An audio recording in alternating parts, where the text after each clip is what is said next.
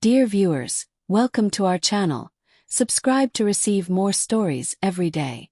I never thought it would end like this. The sirens wailed in the distance, growing louder, closer. Blue and red lights sliced through the trees, illuminating the house I had once loved. But my eyes weren't on the flashing lights or the officers stepping onto the gravel driveway. I was looking at him. Nathan stood frozen in the doorway, his breath clouding in the cold air.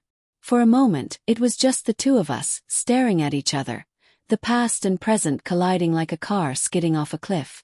He had no way out, and he knew it. "You shouldn't have come, Rachel," he murmured, his voice hollow.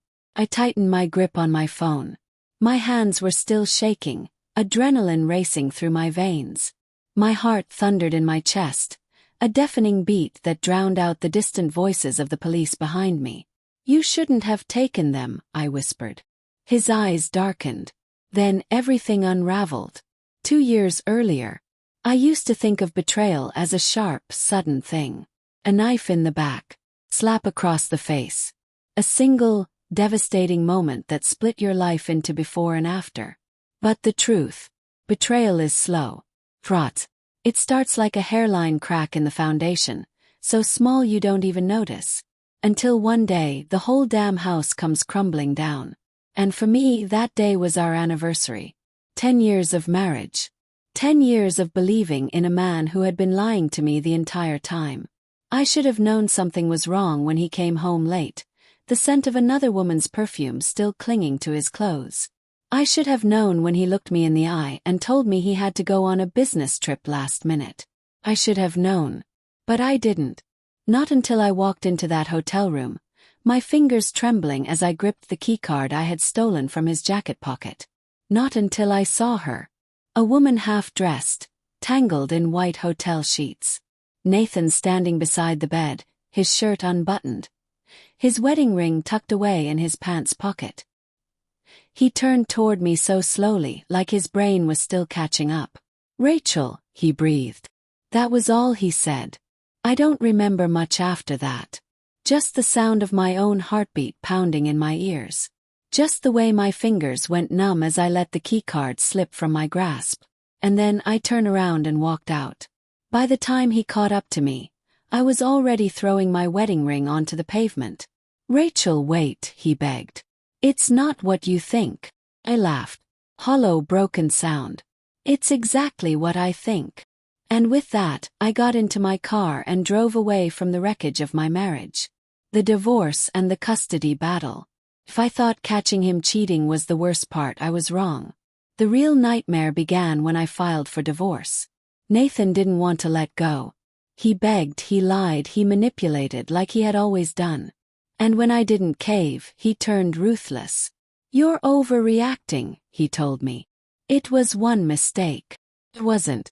I found out later that it had been going on for months. Still I fought. And I won. I got full custody of our kids. Daniel, 10, and Lily, 7. Nathan was granted supervised visitation until I was sure he wasn't spiraling. For a while, I thought we had reached some sort of uneasy truce. I should have known better. Because 2 years later he would take them from me. The day they disappeared. It was a Sunday afternoon. I had dropped Daniel and Lily off at Nathan's apartment, like I always did, watching as they ran up the steps. Lily waved at me from the door. I waved back. "I'll see you at 6, I told them. They smiled. They didn't know it would be the last time they saw me for days. At 4:30 p.m. I called Nathan's phone. No answer. At 5 p.m. I called again. Straight to voicemail.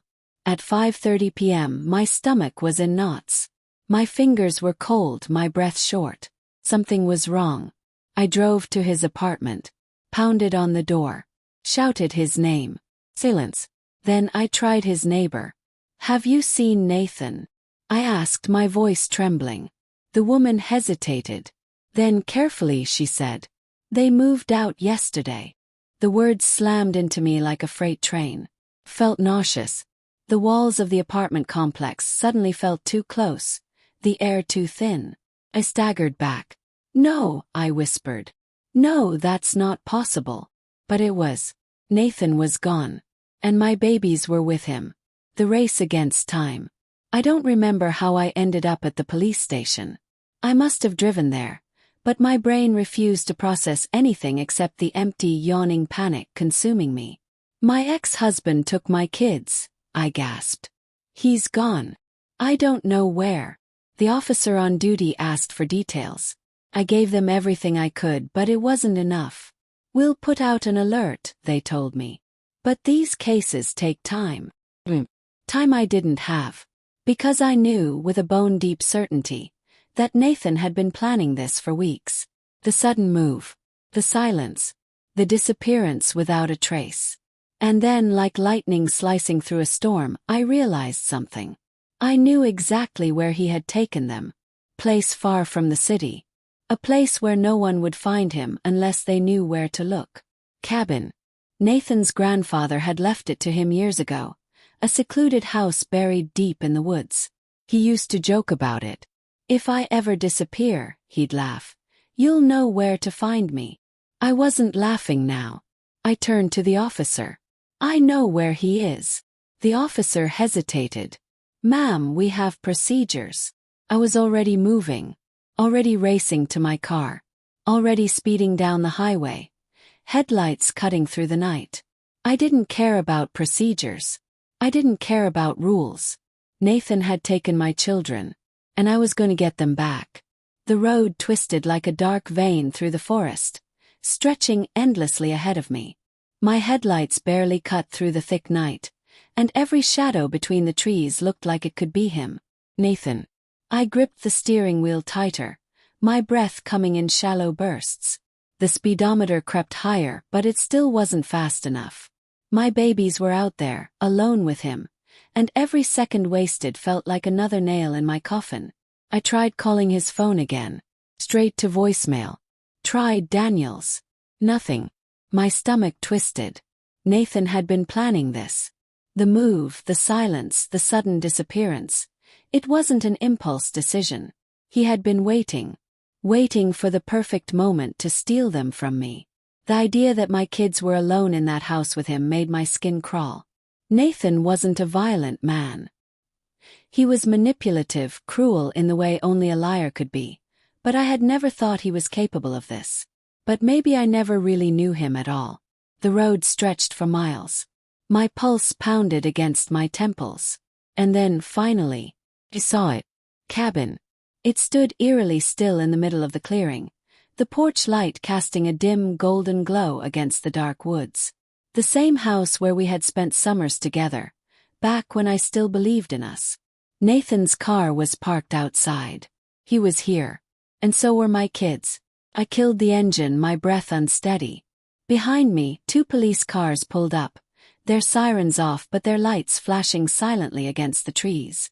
The officers stepped out, watching me carefully. I didn't wait for them to move first. I marched toward the front door. And knocked. The sound echoed through the silent night. Seconds passed. Then footsteps. And the door swung open. Nathan stood in the doorway, illuminated by the porch light. He looked exactly the same, and yet completely different. His hair was unkempt, his eyes dark and tired, his jaw tight like he was bracing for a storm. The moment he saw me, he froze. "You came," he murmured. I shoved past him before he could say another word. "Where are they?" I demanded, my voice shaking.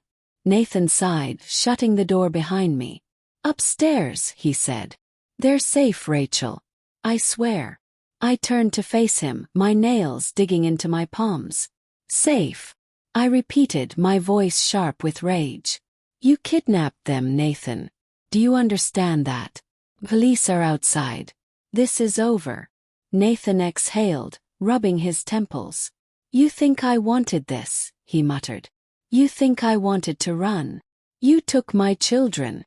"Our children," he shot back. I could feel my pulse in my throat. "You're a criminal, Nathan. This isn't a misunderstanding. You took them from me. I don't care what your excuses are."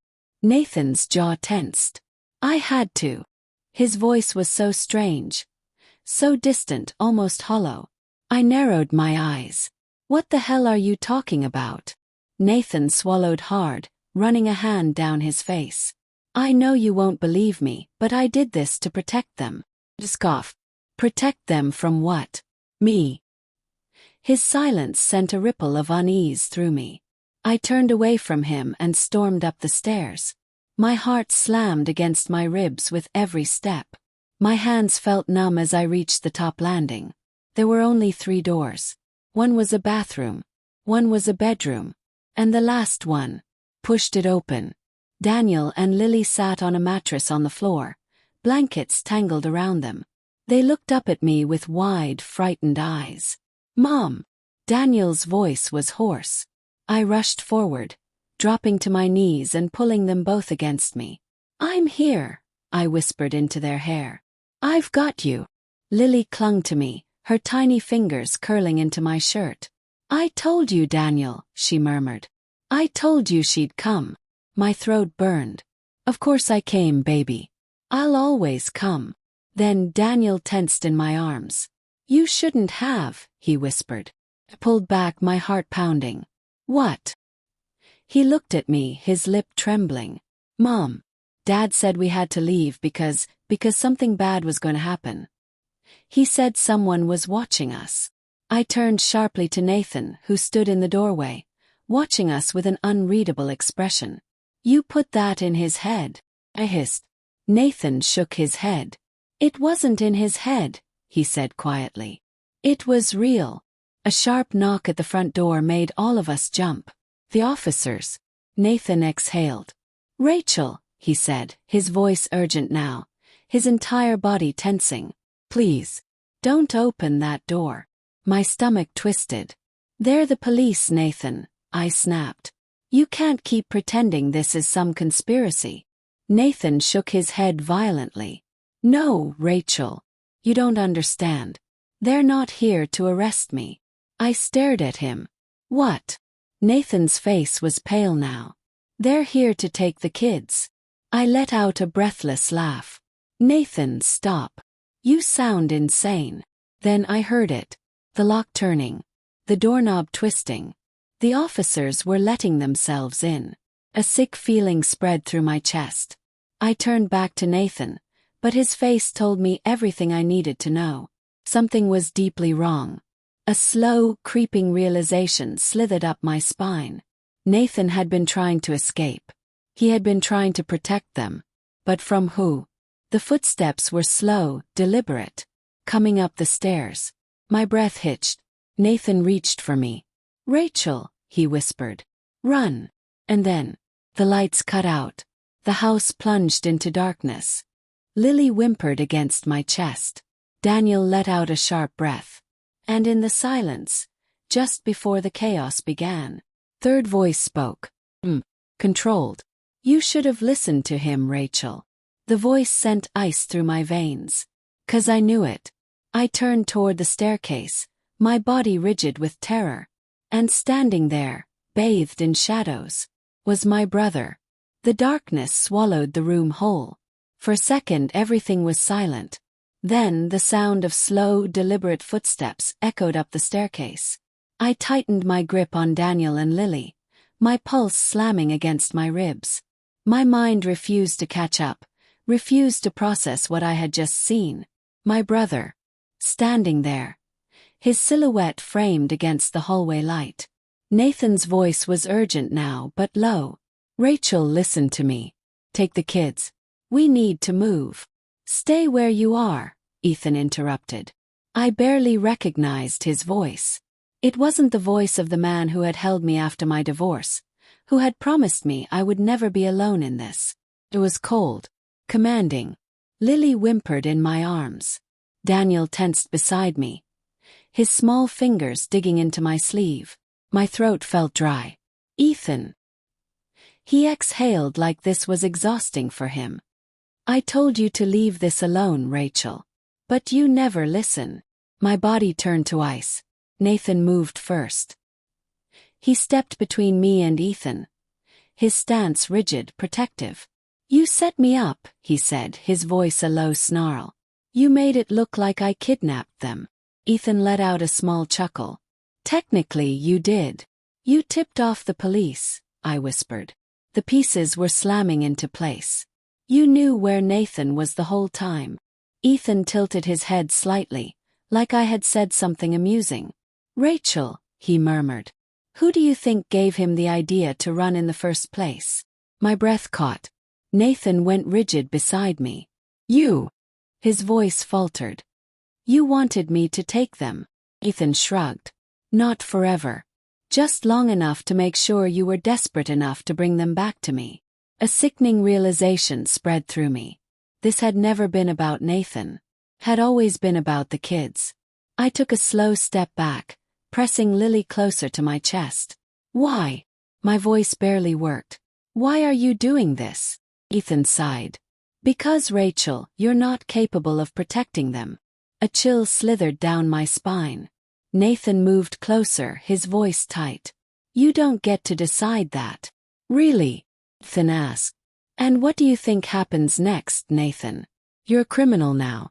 They'll lock you up. And Rachel. His eyes flicked toward me. Do you really think the court is going to give her full custody after all this? A sinking feeling crashed through my stomach. He was right. Nathan had crossed a line by running. And in the eyes of the law, I had just stormed into a known kidnapper's hideout, ignoring police protocol. Everything Ethan had orchestrated was meant to make me look unfit. He wasn't here to take the kids for a night. He was here to take them forever. The realization was like a slap to the face. Nathan must have seen something in my expression because he moved first. Rachel, run. Ethan lunged. Everything happened at once. Nathan threw himself forward, slamming into Ethan. They crashed into the hallway wall with a sickening thud. I barely had time to grab Daniel's hand before I sprinted toward the back door, my breath coming in ragged gasps. Behind me, I heard the brutal sounds of fists colliding, of bodies struggling against each other. But I couldn't stop. I pushed through the kitchen, Daniel's hand locked in mine, Lily's weight pressing against my chest. My fingers trembled as I fumbled with the back door lock. Blick. The door swung open. The night air hit my face like a slap of ice. I turned to Daniel. Run to the trees, baby. Do not come out until I come get you. His eyes were wide, terrified, but he nodded. I placed Lily in his arms. Take care of your sister. Go. He hesitated, just for a second, before turning and disappearing into the trees. I turned back to the house. I couldn't leave Nathan alone with him. I moved before I could second-guess myself. Back inside. Back to the fight. When I reached the hallway, I found them on the floor. Nathan was pinned beneath Ethan, his lips split, his breath ragged. Ethan had a gun. The cold metal pressed against Nathan's skull.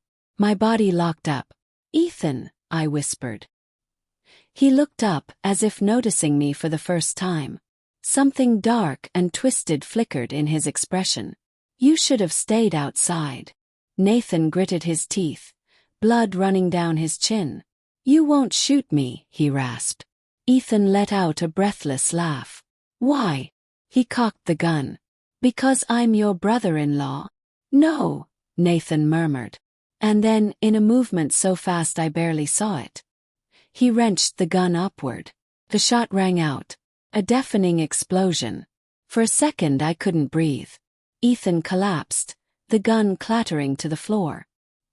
He let out a choked, gasping sound, gripping his shoulder. Nathan pushed him off, breathing heavily, his chest rising and falling in quick, shallow bursts. I couldn't move. Ethan lay there, blood pooling beneath him. His eyes locked onto mine. You think this is over, he whispered. His lips curled into a smirk, even as his body shook from the pain. A shadow fell over us. Police. They stormed through the open door, their guns drawn. I barely registered what happened next. Ethan was dragged up, handcuffed, his face still twisted in amusement. Nathan, too, was taken. The last thing I saw before they put him in the squad car was the way he looked at me. Not in anger, not in resentment, but in relief. Because we had won. Epilogue, 3 months later. The courtroom was silent. The judge shuffled a few papers before clearing his throat. In light of recent evidence, he said, the court grants full, uncontested custody of Daniel and Lily to their mother, Rachel Cole. A breath rushed out of me. It was over. Nathan was free. Ethan was behind bars, facing attempted murder and conspiracy charges. And my children. As I stepped out of the courthouse, Daniel and Lily ran to me, wrapping their arms around my waist. Are we going home now? Lily whispered. I pressed a kiss to her hair. Yes, baby, I murmured. We're finally going home. And for the first time in years, I knew we actually were. Dear viewers, thank you for watching. If you like this story, please subscribe to our channel to receive more stories every day. Share with us what you think of this story and tell us where you're watching from.